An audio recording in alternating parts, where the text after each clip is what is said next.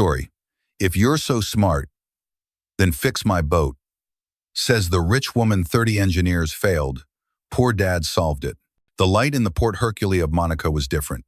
It seemed to have its own inherent value, a liquid gold that poured over the landscape, making the impossible wealth collected there seem not just real, but natural. It glinted off the chrome of supercars crawling along the Grand Corniche and danced across the turquoise water, where hundreds of millions of dollars worth of private vessels sat moored like a fleet of sleeping titans. Among them, one reigned supreme. Her name was the Serenity, and she was anything but. At over 250 feet, her hull was a blade of liquid obsidian, her lines so sleek and aggressive, she looked less like a pleasure craft and more like a predator at rest. Polished mahogany decks flowed into seamless glass walls, and a chrome-plated anchor glittered at her knife-edge bow like a piece of jewelry. The Serenity wasn't just a yacht, she was a declaration, a $50 million testament to the power and precision of its owner. And for the last 28 days, she had been utterly, infuriatingly silent. On the sun-drenched aft deck, the source of that power and precision was pacing. Mrs. Adeline Sterling, a woman in her late 60s whose posture was as unyielding as the corporate board she chaired, held a satellite phone to her ear.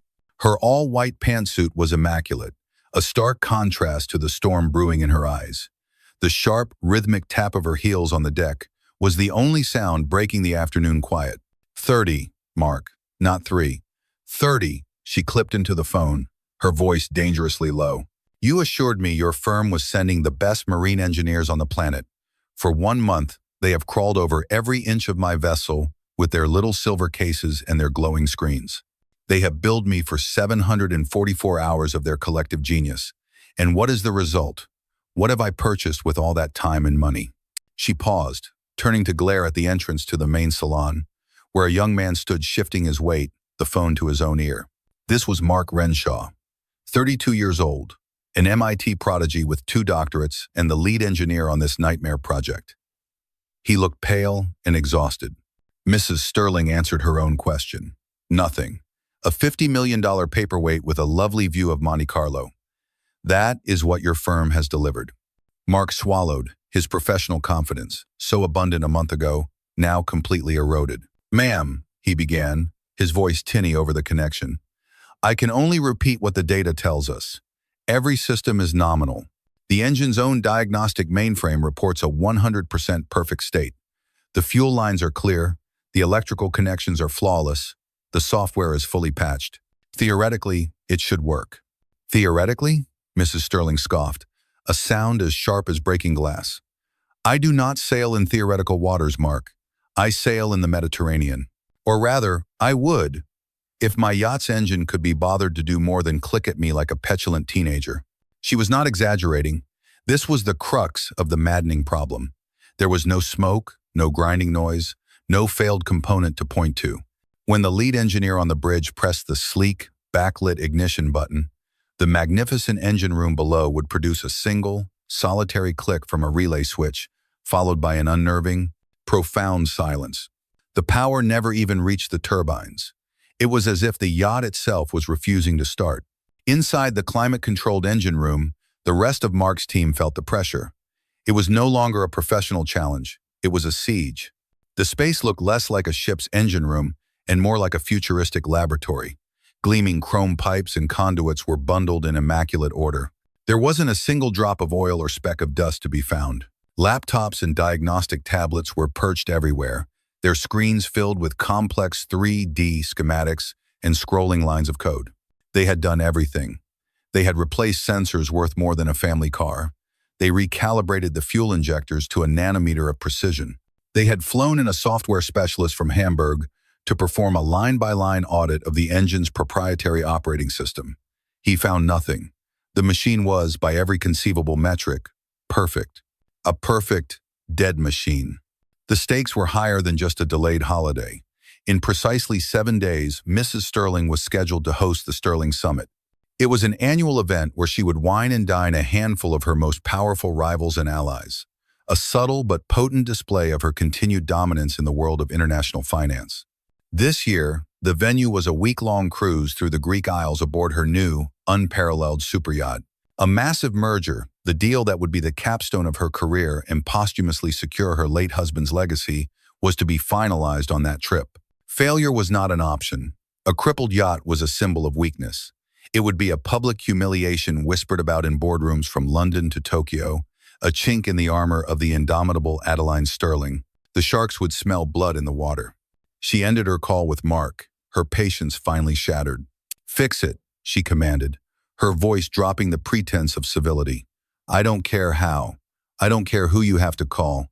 You have 48 hours. After that, I will not only terminate your firm's contract, I will make it my personal mission to ensure you are never trusted with so much as a rowboat again. Am I clear?" "Crystal, ma'am," Mark whispered, defeated. The line went dead. He stood there for a long moment, the hum of the yacht's silent, functioning electronics mocking him. He leaned against the bulkhead, the coolness of the metal doing nothing to soothe the fire of his failure. He was Mark Renshaw, the boy genius, the man who understood the language of machines better than he understood people. And this machine was telling him a story he couldn't read. He pulled out his tablet, swiping past the contacts for the world's most prestigious engineering firms and naval architects. They had all been consulted.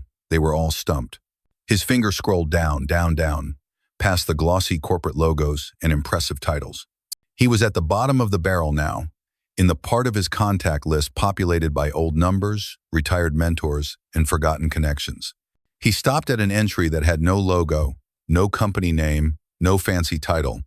It was just a plain text entry he'd inherited from a former boss who swore the man was a miracle worker on old-school problems. Mark had always scoffed at the idea. Today, he had no other options left. The entry read simply, "Art Jenkins, the old guard." With a deep breath that felt like a surrender, Mark Renshaw, the man of the future, placed a call to a man from the past. Far from the silent opulence of Monaco, in a small, salt-scoured town on the British coast, there was a different kind of workshop. It was not a laboratory of gleaming chrome, but a sanctuary of worn-out things. The air inside Arthur Jenkins's garage didn't smell of sterile polish. It smelled of life, of work, of 50 years of history told in the sense of old oil, sun-baked wood, hot metal, and the faint, sharp tang of ozone from tools that had earned their keep. The space was cluttered but orderly, a library of mechanical ghosts. A dismantled motorcycle engine from the 1962nd sat on one bench, its parts laid out on a clean rag in perfect sequence. On a shelf above, a collection of carburetors was arranged by size, like metallic seashells. This was not a place of replacement, it was a place of restoration. It was the world of Arthur "Art" Jenkins. Art, a man well into his 70s, sat on a wooden stool, hunched over not a multi-million-dollar turbine, but a vintage 1952nd Marconi radio. His hands, which looked as though they were carved from old oak, moved with a surprising delicacy. The knuckles were swollen like polished walnuts, the skin a roadmap of faint white scars and permanent grease stains that no soap could ever fully remove. Yet, his touch was feather-light as he made a minute adjustment to a copper coil. He wasn't looking at a schematic. His eyes were closed. His head was tilted, his ear close to the radio's cloth-covered speaker. He was listening. To an outside observer, the radio was silent, dead. But to Art, it was speaking. He could hear the faint, almost imperceptible hum of the capacitors charging, the gentle warmth radiating from the vacuum tubes. He was listening for the absence of sound, the one component that was failing to add its voice to the choir. It was a diagnostic technique he had honed over a lifetime, a belief that every machine, no matter how simple or complex, had its own unique song. You just had to be quiet enough to hear it. "Anything yet, Grandpa?" The voice belonged to his granddaughter, Lily, a bright 17-year-old with her grandfather's sharp eyes, but a mind firmly planted in the 21st century. She sat at a clean corner of the workbench, a modern tablet in her hands, its sleek screen a stark contrast to the analog world around her. She wasn't just browsing, she was studying an online prep course for her university entrance exams. "Shh," Art murmured without opening his eyes. "She's trying to tell me something." He shifted his attention, his fingertips lightly tracing a wire leading from the power transformer. He felt for a vibration, a temperature change, a story. The power's good, the tubes are warm, but the voice coil, it's quiet. Too quiet. Suddenly, the jarring ring of an old wall-mounted telephone cut through the tranquility of the workshop. It was a harsh, demanding sound, and Art flinched, his concentration broken. He sighed, opening his eyes. Lily answered it, wiping her hands on a clean cloth. "Jenkins' garage," she said, then paused, her expression shifting to one of confusion. "Yes, he's here. Who may I ask is calling?" She listened for another moment, then held the phone out to her grandfather. "It's for you. A Mr. Renshaw? From Monaco?" "He sounds stressed." Art grunted, heaving himself off the stool. He didn't like phones. He especially didn't like calls from stressed men in Monaco. They were always attached to new, overly complicated machines owned by people with no patience. He took the receiver, its heavy Bakelite cool in his hand. "Jenkins," he said, his voice the low gravel of a man who didn't waste words. Mark Renshaw's voice tumbled out of the receiver, a torrent of brittle, high-strung energy. He spoke in a language of acronyms and specifications, of diagnostic mainframes, software patches, and nominal system states. He described the $50 million yacht, the 30 failed engineers, and the maddening, silent click. Art listened patiently, his eyes drifting back to the old radio. He understood the words, but he was listening to the music behind them, the frantic rhythm of desperation, the sharp notes of professional pride hitting a wall of utter confusion. "And the computer insists everything is perfect." Mark finished, his voice frayed. "We're out of options. A former colleague of mine, an old-timer, gave me your number. He said if there was a ghost in the machine, you were the one to call."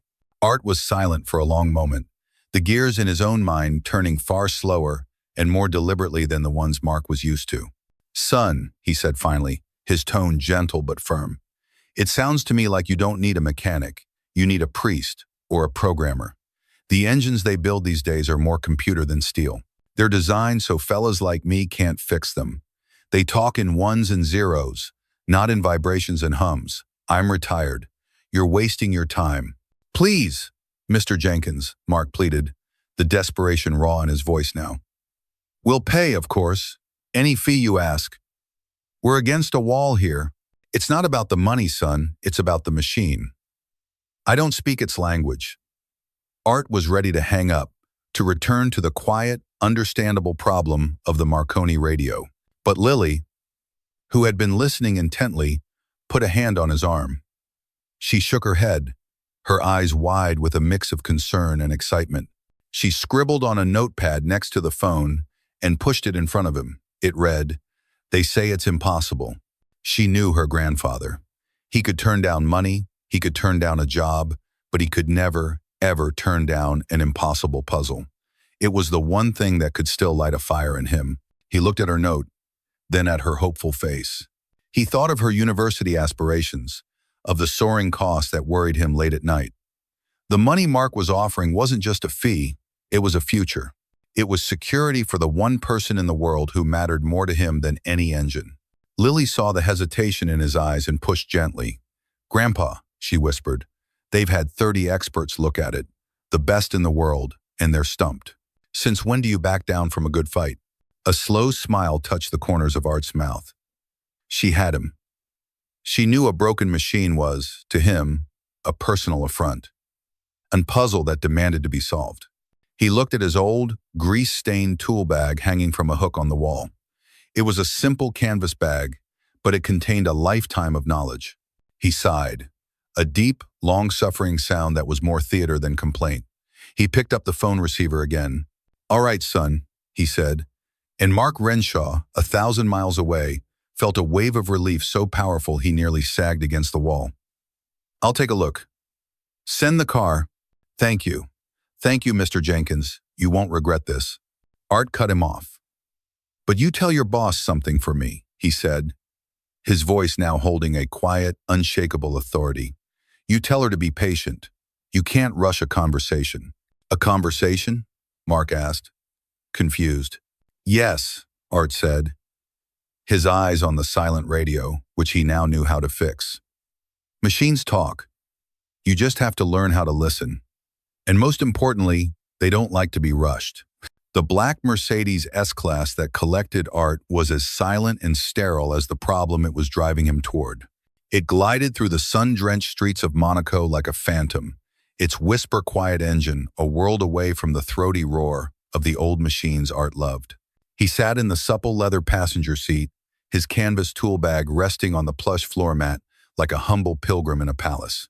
He wore the same thing he wore every day: sturdy work trousers, a thick cotton shirt, and steel-toed boots that had seen better decades. He hadn't changed. The world around him had.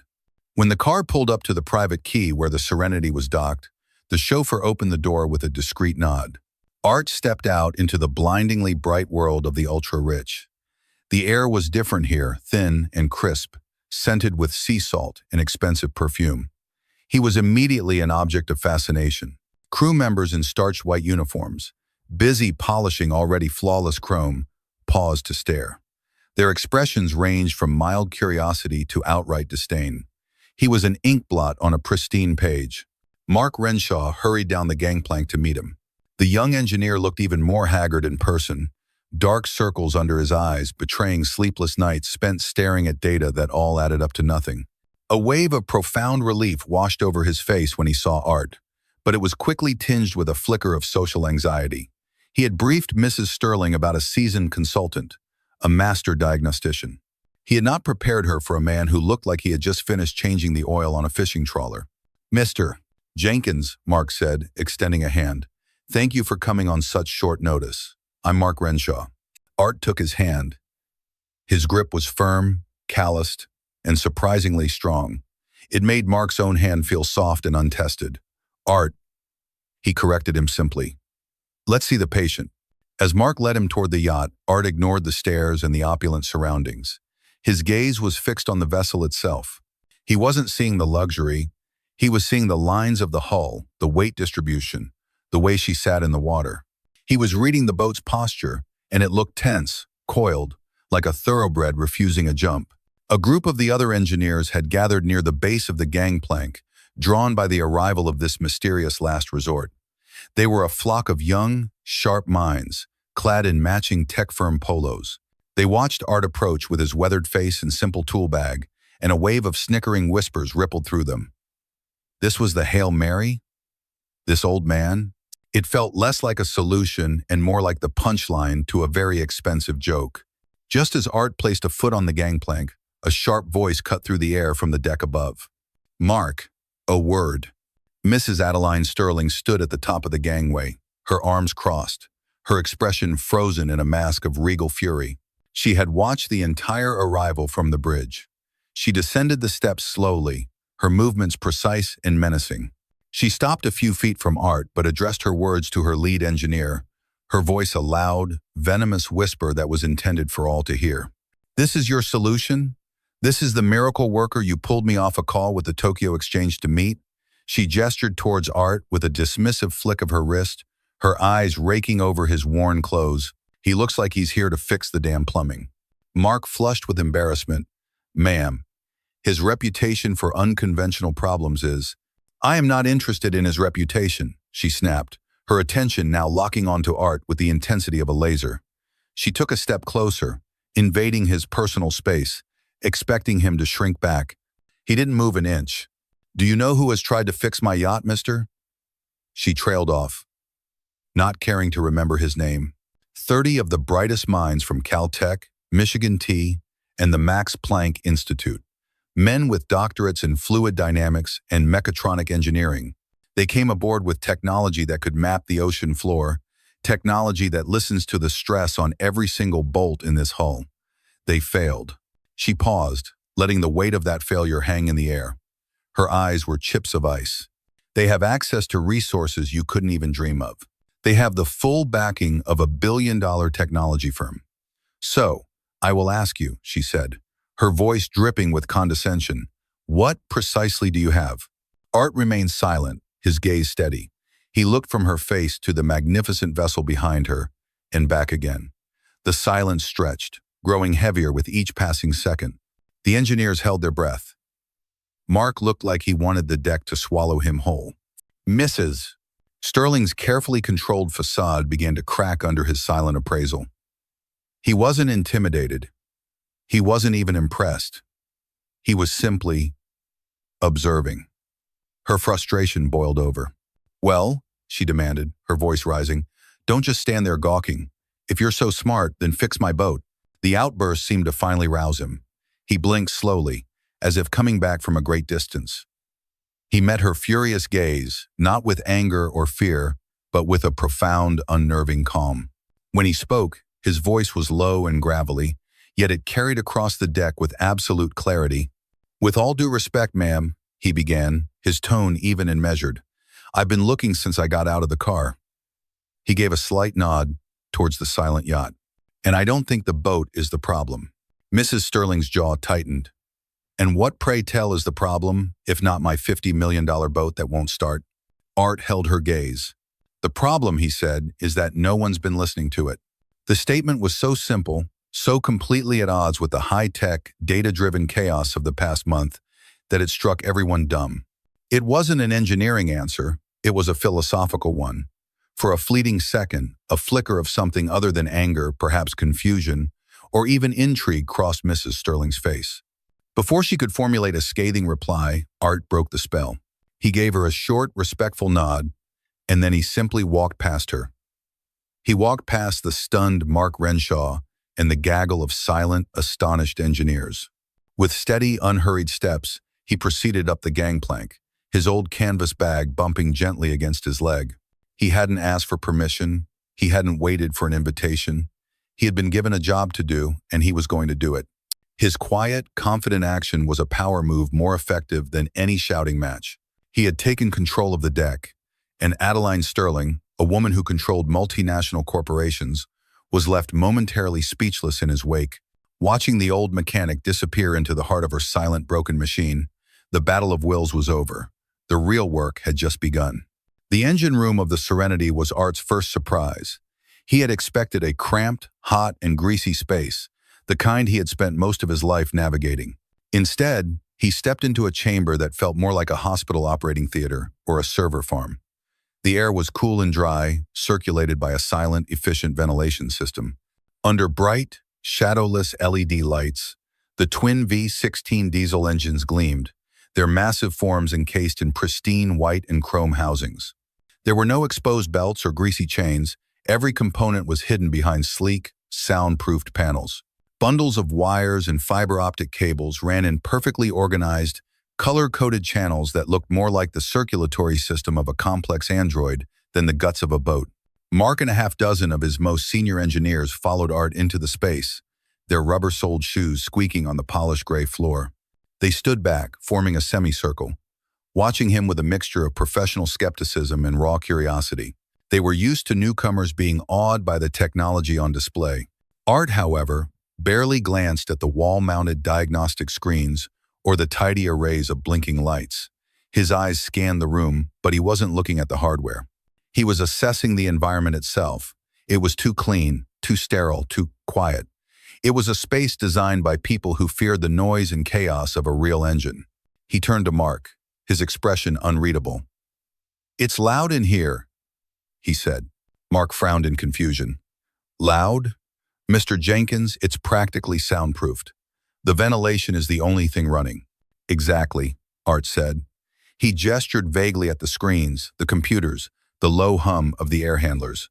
"All this electricity. It makes a noise of its own, a buzz. Can't hear a thing over it." He delivered his first command, and it was so contrary to their entire methodology that Mark thought he'd misheard. "Turn everything off," Art said, his voice calm but absolute. "The mainframes, the diagnostic displays, the ventilation fans. Kill the power to this room. Everything but the emergency lights." The engineers exchanged bewildered looks. Their entire process relied on the constant flow of data from these systems. Shutting them down was like a surgeon choosing to operate blindfolded. "But, Mr. Jenkins," one of the younger engineers stammered, "our monitoring systems. We won't be able to see the component states or—" "You've been seeing the component states for a month," Art interrupted gently, but with an edge of steel, "and the boat is still broken. Let's try it my way." Mark hesitated for only a second. He had staked his reputation on this old man.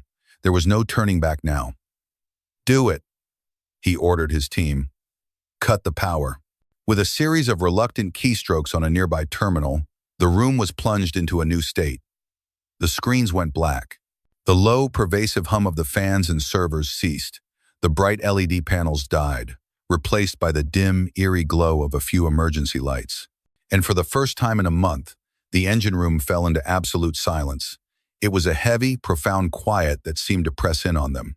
In the stillness, they could hear the faint lapping of water against the hull from outside, a sound that had been completely masked before. Art closed his eyes for a moment, letting the silence wash over him, cleansing his senses.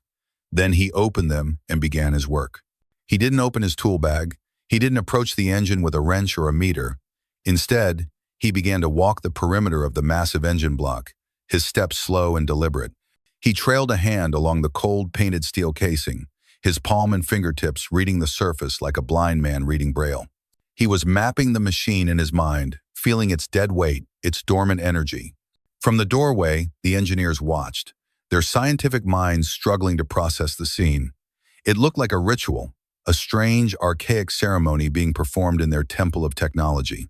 "What's he doing?" one whispered. "I have no idea," another murmured back. "Is he meditating?" From the bridge, Mrs. Sterling watched the scene unfold on a security monitor, her brow furrowed in a deep, impatient V. She had authorized this madness, but her patience was wearing thin. Every minute this man spent wandering around her engine room felt like an insult to the fortune she had spent on quantifiable, data-driven expertise. She tapped her lacquered fingernails on the console, a sharp, irritated rhythm of impatience. After completing his silent circuit of the room, Art finally stopped. He reached into his canvas bag and pulled out his tools. They were as much a contrast to the room as he was. There was no digital multimeter, no laser thermometer. He took out a small, perfectly balanced ball-peen hammer with a worn wooden handle, polished smooth by years of use. And from a felt-lined pocket, he produced an industrial stethoscope, a tool far more common in the boiler rooms of the 1972nd than in a 21st century superyacht. He placed the cold, metal diaphragm of the stethoscope against a large injector housing, fitting the earpieces snugly. Then, with his other hand, he lifted the hammer. He tapped the housing beside the stethoscope's head. Thud. The sound was dull and flat in the silent room. But in Art's ears, amplified by the tool, it was a clear, resonant note. He paused, listening to the decay of the sound, the way it echoed through the metal and faded into nothing. He was creating a bass line, learning the engine's natural voice. He moved a few feet down the block, placed the stethoscope, tapped again. Thud. A slightly different pitch. He filed it away in his mental library of sounds. He continued this process with painstaking slowness. Tapping, listening, moving, thud, listen, thud, listen. Each tap was deliberate, a question asked directly to the steel heart of the machine. He wasn't looking for a broken part. He was looking for a dishonest answer, a note that rang false. The initial curiosity of the engineers quickly curdled into outright derision. They tried to hide their smirks, whispering behind their hands. "He's sound-checking a V16, one snickered. "Maybe he'll ask it to turn its head and cough next," another replied, earning a few stifled laughs. Mark heard them and shot them a withering glare that silenced them immediately. He didn't understand what Art was doing either, but he saw the absolute focus in the old man's posture, the complete absorption in his task. It wasn't random, it was methodical. It was the scientific method, just with senses instead of sensors. An hour crawled by. Art worked his way along the entire length of the portside engine, his hammer and stethoscope his only companions in the dim light. The tension in the room grew with every tap. Mrs. Sterling was about to pick up the intercom and call the whole charade off. Mark could feel his career dissolving into thin air. This was it, the final, humiliating failure. And then, Art froze. He was crouched low, near the aft of the engine, his stethoscope pressed against a thick, secondary fuel line that ran adjacent to the main vibration damper. His body went rigid. His eyes, which had been half closed in concentration, snapped open. He had heard it. A phantom sound, so faint it was more a feeling than a noise. A tiny, discordant echo that had no business being there. He lifted the hammer and tapped again, his strike precise. Thudzu. There it was. A high-frequency, metallic buzz that rode the coattails of the hammer's impact, a dissonant shimmer that lasted less than a tenth of a second before it was swallowed by the engine's mass. It was the sound of something not quite right, of two pieces of metal vibrating against each other when they should have been one. It was a whisper of a problem, a sound, no computer, programmed to look for catastrophic failures and out-of-spec readings, would ever have been designed to detect. It was the sound of the ghost in the machine, and Art Jenkins had just heard it speak. The faint, resonant buzz lingered in Art's ears long after it had physically vanished. It was a familiar ghost, a sound he hadn't heard in years but had never forgotten. For a moment, the sterile, climate-controlled engine room of the Serenity dissolved around him, the cool, dry air replaced by the thick, choking heat and diesel fumes of another time, another vessel, another impossible problem. The memory hit him with the force of a physical blow. He wasn't a man in his 70s in Monaco anymore. He was a man in his 40s, soaked to the bone with freezing spray, in the chaotic engine room of the Orion, a rusty fishing trawler caught in a brutal North Sea storm 30 years ago. The boat was being thrown about by 30-foot waves, and the massive, greasy engine, a machine of pure, brute force mechanics, was making a sound that terrified the old captain. It wasn't a loud sound. It wasn't a grinding or a clanking. It was a shiver, the captain had called it. A high-pitched, intermittent vibration that seemed to run through the very bones of the ship, a premonition of catastrophic failure. The instruments, primitive by today's standards, all read normal. The engine chugged along, but the crew was spooked. They felt the wrongness of it. In the memory, a younger Art, his face smeared with grease, pressed a screwdriver handle to his ear and its tip to the engine block, a makeshift stethoscope against the deafening roar. He spent hours chasing that shiver, that mechanical ghost, while the storm raged outside. He ignored the gauges and the dials. He listened to the story the machine was telling him through vibration and sound. He had found it, finally. Not a broken piston or a snapped belt. It was a hairline crack in a steel mounting bracket for the gearbox, hidden from sight, covered in grime. The crack was so fine, it was invisible to the naked eye. But under the immense torque of the engine fighting the storm, the two sides of the fracture would vibrate against each other at an incredible frequency, sending that shiver through the hull. It wasn't a failure yet, but it was the promise of one. If it gave way, the gearbox would tear itself loose, and the trawler would be dead in the water, at the mercy of the waves. He had braced it using a length of chain and a turnbuckle, a desperate, ugly fix that was just enough to dampen the vibration and get them back to port. The experience had cemented his core philosophy. The most dangerous problems aren't the ones that scream at you. They're the ones that whisper. Back in the present, the memory faded, but the certainty it brought remained. Art opened his eyes, the dim light of the Serenity's engine room returning. He looked at the spot on the fuel line where he had heard the echo of that long-ago shiver. He knew, with an instinct born from 1,000 such battles, that he was in the right place. The problem wasn't a broken part. It was a perfect part in the wrong state, creating a symphony just slightly out of tune. Meanwhile, 2 decks above on the bridge, the atmosphere was equally tense. The merger Adeline Sterling was fighting for was entering a critical phase. She was on a video call with her CFO, a perpetually worried-looking man named David, whose face was pale on the large screen before her. "The board of the Hayashi Corporation is getting nervous, Adeline," David said, his voice strained. "They are a conservative company. This summit, the show of strength on the new yacht, it was meant to reassure them that Sterling Industries is as stable as ever." "And it will be," Adeline snapped, her voice betraying none of the cold dread coiling in her stomach. "But the rumors are already starting," David pressed. "The delay in your departure, our rivals are framing it as instability. They're suggesting that if you can't manage your own flagship, how can you be trusted to manage a joint venture of this magnitude? It's absurd, but it's sticking. We need a win. We need you sailing." This was the part no one else understood. It wasn't just about pride or a ruined vacation. Sterling Industries was her late husband's life's work. He had built it from a single machine shop into a national powerhouse. After his death, she had taken the helm, not just to preserve his legacy, but to build upon it. to prove to a world of skeptical old men that she was more than just a wealthy widow. She had quadrupled its value. This merger with Hayashi was the final, triumphant chapter, the move that would make the sterling name immortal in the annals of business. To fail now, because of a stubborn engine, felt like a betrayal of everything she had worked for, of his memory. Her gaze drifted to the small security monitor, showing the feed from the engine room. It was still dark, save for the emergency lights. She could just make out the shape of the old mechanic, still crouched in the same spot. He hadn't done anything. He was just listening. An hour of listening while her legacy hung in the balance. The sheer absurdity of it, the quiet, maddening passivity of his method grated on her every nerve.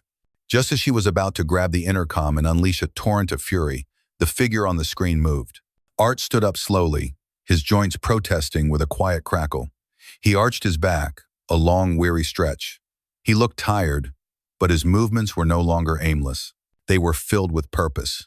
He picked up his canvas bag and, without a word to the engineers still hovering by the door, he walked out of the engine room. The engineers watched him go, then looked at each other, shrugging. They assumed it was over. He was giving up, just like they had.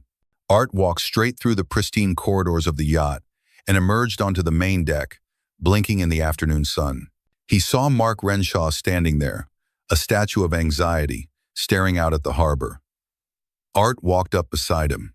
"She's a fine boat," Art said, his voice startling Mark out of his reverie. Mark jumped. "Mr. Jenkins, did you find anything?" he asked. His voice braced for disappointment. Art nodded, looking at the intricate network of rigging and antennas on the mast. "I did," he said. "Your computers are both right and wrong." Mark frowned. "What do you mean? How can they be both?" "They're right that no part has failed. Every component is functioning exactly to the manufacturer's specifications. In that, your data is perfect," Art explained. He then turned to face Mark, his eyes clear and direct. "They're wrong because they can't comprehend that a dozen perfect notes played in the wrong order don't make music. They make noise." He gestured back towards the interior of the yacht. "You've been looking for a broken instrument, a snapped string, a cracked drum, but the whole orchestra is just a little out of tune." Mark stared at him, the analogy hanging in the air between them. It was a diagnosis that defied every flowchart and every line of code he had ever studied. It was infuriatingly vague and at the same time felt profoundly, intuitively true. He had no data to support it, no evidence to present to Mrs. Sterling, nothing but the quiet conviction of an old man who claimed to have listened to a secret that a $50 million machine had been whispering all along. Mark led Art into a small, glass-walled conference room adjacent to the bridge. The rest of his engineering team crowded in behind them, a silent, anxious audience. On the large touchscreen monitor that dominated one wall, Mark pulled up the detailed 3D schematic of the engine assembly, the same one they had been staring at for a month. It was a beautiful, complex web of color-coded components. "Okay, Art," Mark said, his tone a careful balance of respect and professional skepticism. Show me where the orchestra is out of tune." Art walked up to the screen, his calloused finger hovering over the intricate rendering. He didn't point to a major component like a turbocharger or a piston assembly. Instead, he traced a path down to a small, seemingly insignificant part of the schematic, the housing for the primary vibration damper. A heavy, precisely balanced flywheel designed to smooth out the engine's harmonics. "The problem isn't the damper itself," Art said, his voice steady. "It's the thing you've all been ignoring because the computer told you it was perfect. It's here." His finger landed on a tiny icon representing a single set screw. It was one of dozens holding the damper's protective housing in place. This one, Mark zoomed in on the screw. The screen displayed its technical data in a pop-up window. M8 titanium alloy set screw, torque specification 25 Newton meters, plus 5%. Current status, 25.1 nanometer. A green checkmark glowed beside the reading. "Art, that screw is perfect," Mark stated, a hint of frustration creeping into his voice. "We checked the torque on every critical bolt manually in the first week. It's exactly what the manufacturer specifies. The system confirms it. It's a non-critical component. It just holds a cover plate on. To the computer, it's non-critical, Art countered. To the engine, it's part of its voice. You all build these new engines with such tight tolerances, such sensitive electronics. You've forgotten that everything affects everything else. It's not just a collection of parts, it's a system. He then laid out his hypothesis, not in the language of data and error codes, but in simple, mechanical cause and effect. That screw, he explained, pointing again, is torqued to the factory specification. But this isn't a factory, it's a custom hull. Every boat has its own unique resonance, its own song. On this specific boat, that perfect torque is causing the cover plate to have a micro vibration when the initial power relay clicks on. It's a tiny buzz, no bigger than a fly's wing. He looked around at the faces of the young engineers. They were staring at him as if he were speaking another language. Now, that vibration is too small for the main sensors to care about. But this new engine has a set of hypersensitive acoustic safety sensors right next to the fuel lines, doesn't it? Art looked at Mark, who nodded slowly, his mind racing ahead. They're there to detect the specific sound frequency of a high-pressure fuel leak, a life-saving technology. Art's eyes glinted. My guess is that the buzz from that perfectly tightened screw is creating a harmonic, a sound wave that is just close enough to the frequency of a fuel leak that it fools that new sensor. So the instant the ignition sequence begins, the sensor hears that ghost frequency and screams, "Catastrophic failure," to the main computer. And the computer, doing its job perfectly, cuts the power instantly to protect the engine. It's not that the engine won't start. It's that the boat is so smart, it's outsmarting itself. The room was silent. Art's theory was both elegant and, from a data purist perspective, completely insane. It contradicted everything their instruments were telling them. Mark turned away from Art and began pacing, running the logic through his head. "No," he said, shaking his head. "That can't be it. The frequency profile of a metallic vibration is completely different from an atomized diesel spray. The software can tell the difference. The algorithm is designed for that." "Is it?" Art asked quietly. "Or is the algorithm designed by a 25-year-old in a lab who was given a set of perfect data points? Was he ever on a boat, in the water, feeling the way the whole system works together? An algorithm doesn't have instincts, son. It only knows what it's been told to look for." This was the heart of the conflict, the chasm between two generations of expertise. Mark, a man who trusted the clean, infallible world of data, was being asked to trust the gut feeling of a man with a hammer. "Your computers are looking for a broken string," Art said, using the same analogy as before, but now it held a deeper meaning. "They're listening for a single, loud, obvious mistake. I'm telling you, the problem is in the silence between the notes. It's a problem of harmony, not mechanics." Mark stopped pacing and faced Art, his expression a mask of conflict. "So what's your solution? We just loosen a screw that the system tells us is perfectly tightened?" "Not loosen," Art corrected. "Adjust. Maybe it needs to be a little tighter, maybe a little looser, just a fraction of a turn to change its frequency. But before we do that, we have to prove the theory." He looked Mark square in the eye, his gaze unwavering. He was about to ask the young engineer to commit a cardinal sin of modern engineering. "I need you to go into the engine's core software," Art said, his voice low, "and I need you to create a temporary command to bypass the acoustic safety sensor's software lockout. Just for a second or two, long enough for the fuel to actually reach the injectors. I need to prove the fuel is flowing." A collective gasp went through the room. This was not like rebooting a system. This was hacking into the brain of a $50 million machine and deliberately disabling a primary safety feature. It was a massive breach of protocol. It would instantly void the manufacturer's warranty on the entire engine system, a potential multi-million-dollar consequence. If anything went wrong, if there was a real leak that they missed, the result could be catastrophic. For Mark, it was a career-ending, litigation-inviting risk. "Absolutely not," one of the other senior engineers said immediately. "The liability is astronomical. We can't do that." "He's right, Mark," another chimed in. "It's madness." Mark ignored them. His attention was locked on Art. He felt like he was standing on a cliff edge. Behind him was the safety of his data, his protocols, and a month of failure.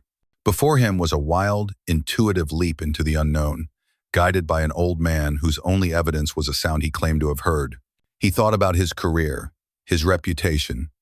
Then he thought about the quiet, unshakable confidence in Art's eyes. It wasn't the arrogance of a gambler. It was the certainty of a master craftsman who knew his materials. Art wasn't guessing. He knew. Mark took a deep, shuddering breath, the air tasting of risk and ozone. He made a decision. It was a choice not just about the engine, but about what kind of engineer he wanted to be. "Okay," he said, his voice quiet but firm, silencing the room.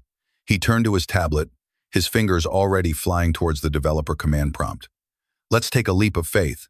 The decision, once made, filled the small conference room with a palpable electric tension. The other engineers backed away from Mark's console, as if it were radioactive.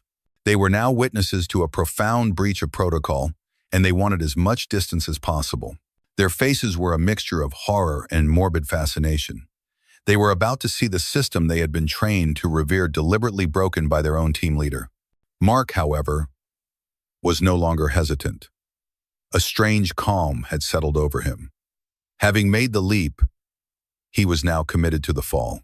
His fingers moved across the tablet's virtual keyboard with a speed and precision that was mesmerizing. He wasn't just following a manual.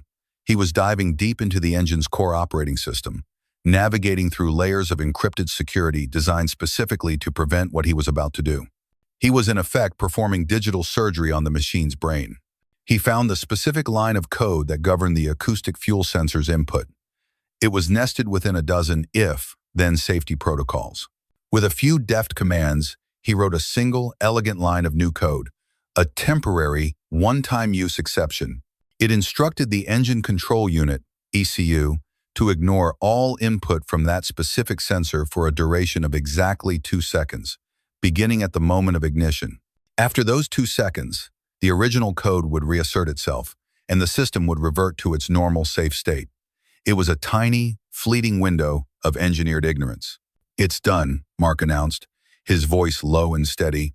He looked up from his tablet, his eyes finding Art's across the room. "The bypass is armed. It will trigger on the next ignition attempt. We have 2 seconds. Art nodded, his expression grimly satisfied. "That's all we'll need. Let's go." They descended back into the silent, dimly lit engine room. This time, the mood was entirely different. The earlier skepticism was gone, replaced by a heart-pounding suspense. The air was thick with it. Art didn't waste a moment. He went directly to the spot he had identified, the section of the secondary fuel line adjacent to the vibration damper. He knelt on the cool floor, unzipping his canvas bag. He took out his stethoscope again, but this time he ignored the hammer. He placed the cold diaphragm of the stethoscope directly onto the fuel line itself. He closed his eyes, shutting out the anxious faces of the engineers watching him. He was no longer listening for a vibration in the engine block. He was listening for the rush of life itself, the flow of fuel. He gave a sharp nod to Mark, who stood by the engine room's local control panel. "Do it now," Art said, his voice barely a whisper, yet it carried the weight of a command. Mark relayed the order to an engineer on the bridge via his headset. "Ignite on my mark. 3, 2, 1. Mark!" On the bridge, the lead engineer's finger, slick with sweat, pressed the ignition button. For a split second, the familiar, soul-crushing click of the relay echoed in the engine room. It was a moment of pure, gut-wrenching doubt for Mark. Had it all been for nothing? But then, something different happened. A deep, guttural growl erupted from the heart of the starboard engine. It was followed a millisecond later by a thunderous, explosive roar as the V-16 engine ignited. Catching instantly, the entire deck beneath their feet vibrated with a surge of raw, untamed power that hadn't been felt on this vessel for over a month. The lights in the room flickered as the massive alternators kicked in. The sound was deafening, shocking, and glorious. For one magnificent, earth-shaking second, the Serenity was alive. The engineers flinched back, stunned by the sudden violence of it. Their mouths hung open in disbelief. They had forgotten what the engine was supposed to sound like. Then, just as quickly as it had begun, it was over. Mark's 2-second window expired. The original safety protocol slammed back into place, detected the fault it had been programmed to find, and instantly cut the fuel. The magnificent roar died with a cough, the engine winding down into an echoing silence. But it had been enough. In that brief moment of life, Art had heard and felt exactly what he was hoping for. Through his stethoscope, the dead silence of the fuel line had been replaced by a powerful, steady whoosh, the unmistakable sound of high-pressure diesel flowing freely through the pipe. His face, illuminated in the dim light, broke into a wide, triumphant grin. He pulled the earpieces out and looked up at the stunned faces around him. "She's not dead," he announced, his voice ringing with satisfaction. "She's just being gagged." A wave of comprehension washed over the room. The theory hadn't just been a wild guess. It was real. They had all just witnessed the proof. The engine was fine, the fuel system was fine. The problem was, as Art had said, the computer's own hyper-vigilant intelligence. Mark leaned against the engine casing, letting out a breath he didn't realize he'd been holding. A slow, incredulous smile spread across his face. He had defied protocol, risked his career on a hunch from an old man, and had been proven right. The feeling was terrifying and exhilarating.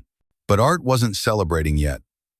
The diagnosis was confirmed, but the cure had not yet been administered. "Now for the fix," he said, rising to his feet. He didn't need to hunt anymore. He didn't need to listen. He now knew the exact location of the culprit. He reached into his tool bag and his hand emerged with a simple, elegant T-handle wrench with a hex bit at the end. He reached deep into the engine assembly, his arm disappearing into the complex web of pipes and wires. The other engineers watched, their gazes following his hand. He bypassed a dozen multi-million-dollar components, ignoring sensors and actuators that had been the focus of their month-long nightmare. His target was the tiny, insignificant-looking set screw on the vibration damper's housing, the one their data logs had assured them was perfect. He slid the hex bit onto the head of the screw. It fit perfectly. He paused, the wrench in place, and looked up, making eye contact with Mark, then with the other engineers, and finally, he glanced towards the security camera on the wall, knowing Mrs. Sterling was watching. "The most complicated problems," he said, his voice resonating with the authority of his vindicated expertise, "often hide behind the simplest solutions." He let the statement hang in the air, a final lesson for his audience of shell-shocked experts. The trick isn't being smart enough to find them. It's being wise enough to look for them in the first place. With the entire room holding its collective breath, he prepared to turn the screw. The silence in the engine room was now a different kind. It was no longer the heavy, dead silence of failure, but the fragile, crystalline silence of anticipation.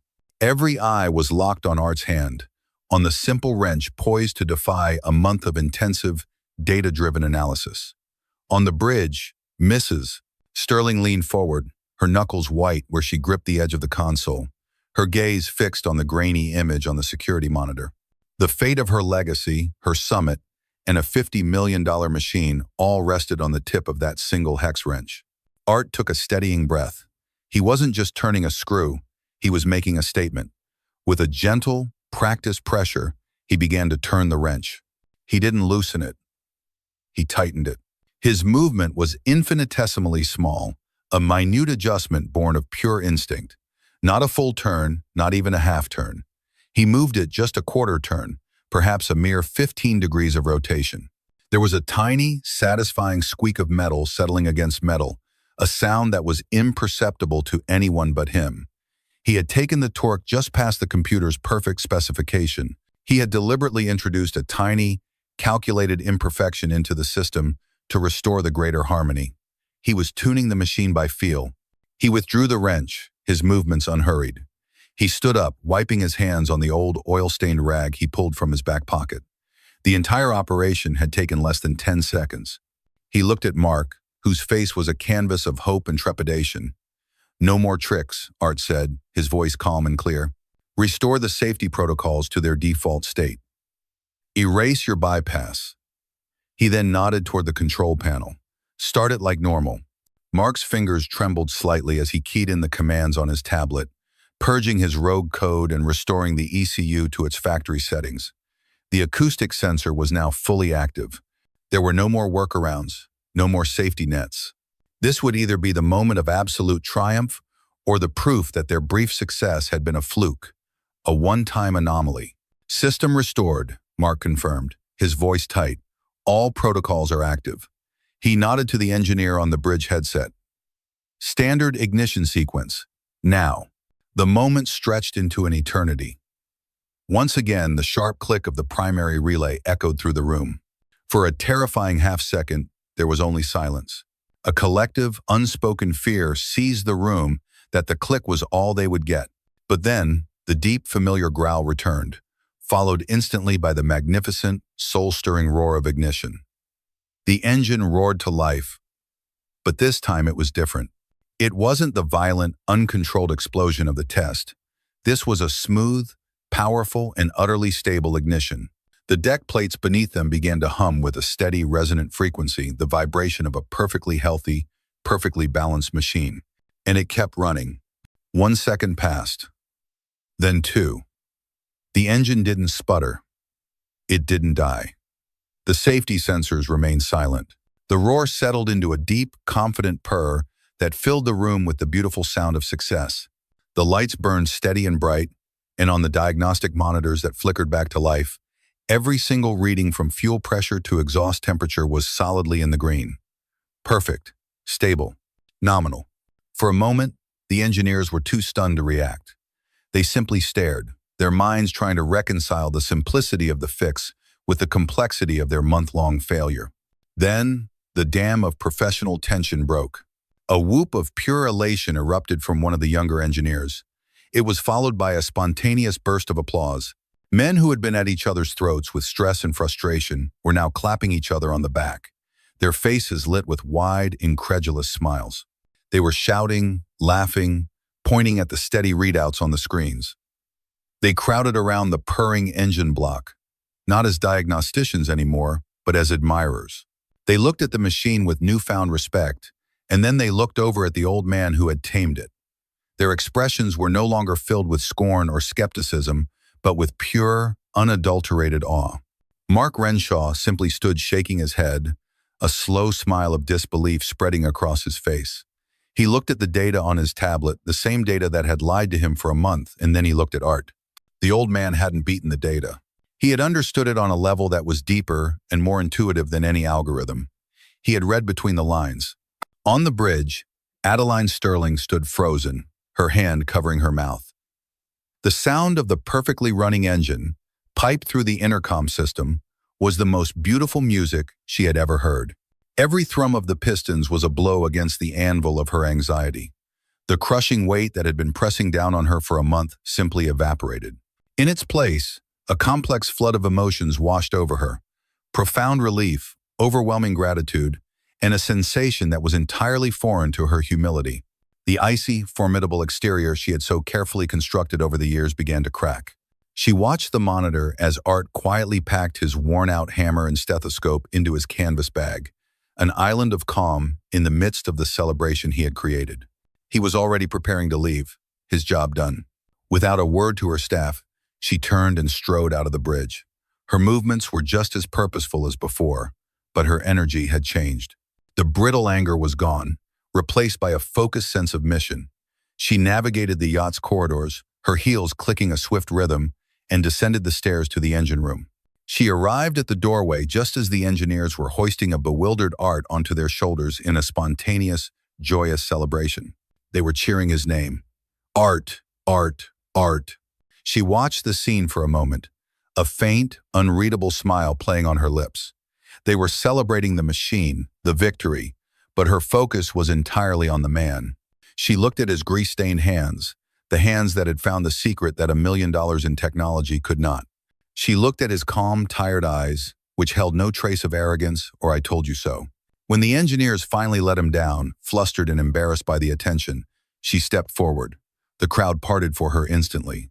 She walked directly up to Art, stopping in front of him. The celebratory noise died down as everyone waited to see what the formidable Mrs. Sterling would do. She looked him up and down, just as she had done on the key. But this time, her gaze was not filled with condescension. It was filled with a deep, genuine, and absolute respect. She opened her mouth to speak, but for a moment, no words came. What could she say? How could she articulate the depth of her gratitude, the profoundness of the lesson he had just taught her. Finally, she found her voice. It was quiet, stripped of its usual iron authority. "Mr. Jenkins," she said, and the name this time was not a dismissal but an honorific. "You were right. We weren't listening." The thrum of the perfectly running engines was now the heartbeat of a revived vessel. A palpable energy coursed through the Serenity, transforming it from a floating museum piece back into a living, breathing machine. On deck, the crew moved with renewed purpose, casting off mooring lines and preparing to finally set sail for the open sea. The mood had shifted from the quiet desperation of a hospital vigil to the joyful chaos of a birthday party. Amid the quiet bustle, Art Jenkins was packing his tool bag on the aft deck, preparing to depart as unobtrusively as he had arrived. He was a man out of his element, and now that the puzzle was solved, he was eager to return to the familiar comfort of his own workshop. A shadow fell over him. It was Mark Renshaw, his face cleared of the exhaustion that had been etched into it for a month. He looked younger, humbled, and profoundly thoughtful. "I still can't believe it," Mark said, shaking his head in wonder. "A quarter turn. We spent over $1 million in diagnostic fees, replacement parts, and man-hours. For a quarter turn of a screw." Art shrugged, carefully placing his stethoscope into its felt pouch. "The price of a thing isn't always the same as its value," he said cryptically. Mark watched the old man's gnarled hands meticulously organize his simple tools. "How?" he asked, the question raw and earnest. "How can I ever learn to know what you know?" "It's not in any textbook. It's not in any of the courses I took." Art paused and looked up, his gaze direct and kind. "You're right, it isn't," he said. "You spend all your time learning to read the map, and you're very good at it. But you never learn to look at the road." He tapped his own chest. "These machines, they have a soul, a logic. You can't find it on a screen." He then tapped his own ear and held up his hands. "Stop looking so much with your eyes. Start using these. They're the best diagnostic tools you'll ever own, and they don't need a software update." He gave Mark a gentle pat on the shoulder, a gesture of encouragement from one craftsman to another, and then zipped his bag closed. The conversation was over. Just as he turned to leave, Mrs. Adeline Sterling approached. She had changed out of her severe pantsuit and was now wearing a simple but elegant cashmere sweater and slacks. Her hair was slightly undone by the sea breeze, and the hard, imperious mask she wore like armor was gone. She looked, for the first time, approachable. "Mr. Jenkins," she said, her voice now possessing a warmth that would have been unimaginable just a few hours prior. "Please don't rush off." Art stopped. "Ma'am, the job is done, the boat is fine." "The boat is more than fine," she corrected him. "And the job is not quite done." She gestured toward a comfortable seating area on the deck.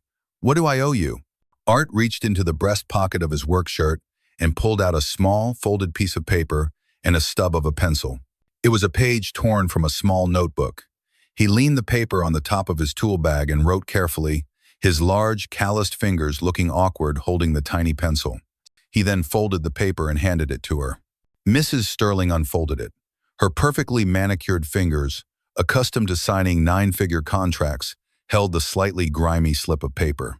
On it, in a surprisingly neat, blocky script, was written, "For services rendered, $10,000. She stared at the figure, a flicker of her old self. The hard-nosed businesswoman who scrutinized every line item surfaced instinctively. Her brow furrowed slightly. $10,000? She said, the question reflexive. "This is a significant sum. You were only on board for, what, a few hours?" The words were out before she could stop them. A relic of a lifetime of negotiation. She immediately regretted them, but they hung in the air between them. She looked up, expecting an argument, a justification. Instead, Art simply met her gaze with his calm, steady eyes. He didn't say a word. He held out his hand, a silent request for the paper back. Mortified by her own lapse in grace, she handed it to him. With the same deliberate care, Art unfolded the paper again. He took his pencil, and he didn't cross anything out or haggle. He simply added 2 lines below the first one. He then handed the revised invoice back to her. Mrs. Sterling took it. Her curiosity piqued. She looked down and read the new version. Tightening 1 screw, $1. Knowing which screw to tighten after 30 experts and $1 million in failed attempts could not. $9,999. She read the words, and then she read them again. A slow wave of understanding washed over her, so profound it was almost a physical sensation. The $10,000 fee was not for the hour of his time. It was for the 50 years of experience that had led him to that single, specific screw. It was for the storms he'd weathered, the engines he'd resurrected, the lifetime he had spent learning to listen to the whispers no one else could hear. Viewed through that lens, $10,000 wasn't an expense. It was a bargain. A genuine, unforced laugh escaped her lips. It was a sound so rare that Mark, who was standing a respectful distance away, was visibly startled. She shook her head, not in disbelief, but in pure, unadulterated admiration. "You have taught me a valuable lesson today, Mr. Jenkins," she said, her eyes sparkling with a respect that had nothing to do with wealth or status. Two of them, in fact.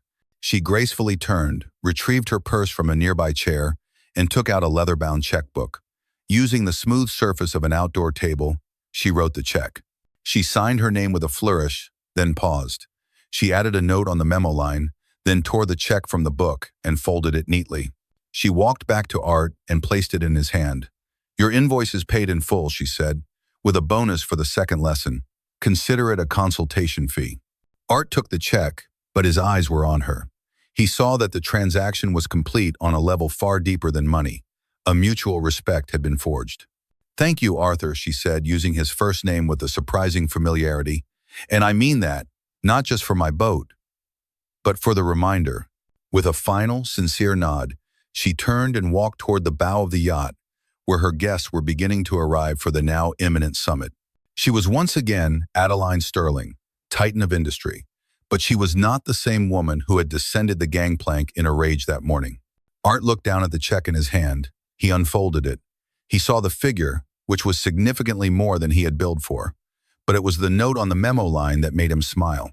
It read simply, "For listening."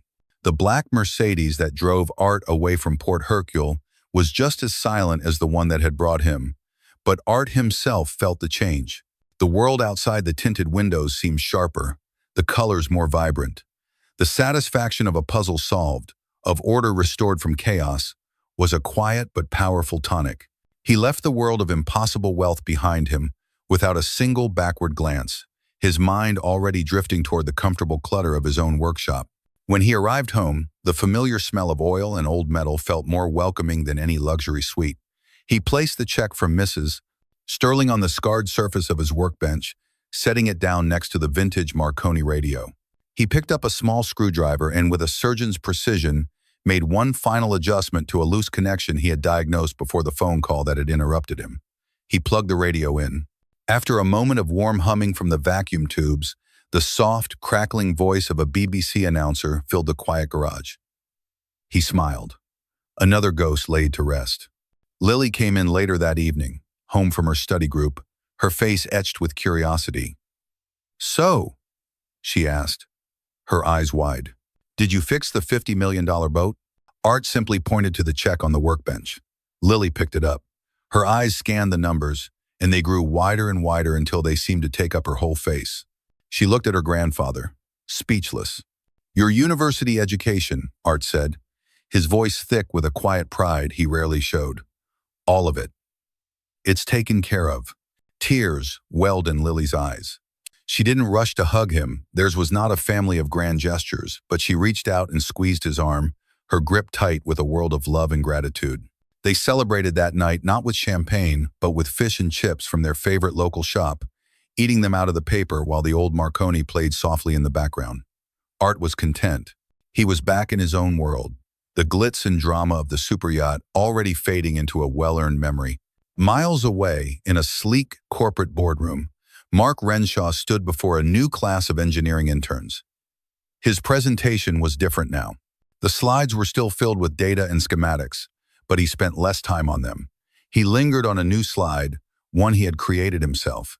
It was a simple black and white photo of a pair of old, grease-stained hands holding a small ball-peen hammer. Above the photo, the title read, "The Jenkins Principle. Listen first, measure second." He was a changed man. His reputation had not been ruined by the incident. It had been transformed. News of the miracle in Monaco had rippled through the insular world of marine engineering. He was no longer just the boy genius who knew the software. He was now seen as a leader who could solve impossible problems by having the humility to look beyond the data. He was teaching his new recruits not just how to read a diagnostic screen, but how to feel for a vibration, how to listen for a change in pitch, how to respect the wisdom that couldn't be quantified. And far out on the turquoise canvas of the Aegean Sea, the Serenity sliced gracefully through the waves, a perfect silhouette against the setting sun. The Sterling summit was a resounding success. Adeline Sterling, standing on the bow, was the very picture of power and control. But her guests noticed a subtle shift in her demeanor. She was calmer, more observant. She spoke less and listened more, not just to their words, but to the nuances behind them. The merger with Hayashi Corporation was finalized with a handshake as the sun dipped below the horizon, securing her husband's legacy and her own. But as she stood alone on the deck later that night, the gentle sea breeze on her face, she wasn't thinking about stock prices or board seats. She was listening to the steady, reassuring hum of the engines deep below her feet, a perfect, harmonious purr that was now the soundtrack of her triumph. She had paid for a repair, but she had received an education. In a world racing toward artificial intelligence and digital perfection, we sometimes forget the wisdom encoded not in silicon, but in sinew and bone. Mrs. Sterling bought a $50 million yacht, but an old mechanic with a $10 hammer gave her a lesson worth far more. True brilliance isn't always about having the smartest computers. Sometimes it's about having the wisdom to know when to turn them off and just listen. Thank you for joining us on this journey at UpStory.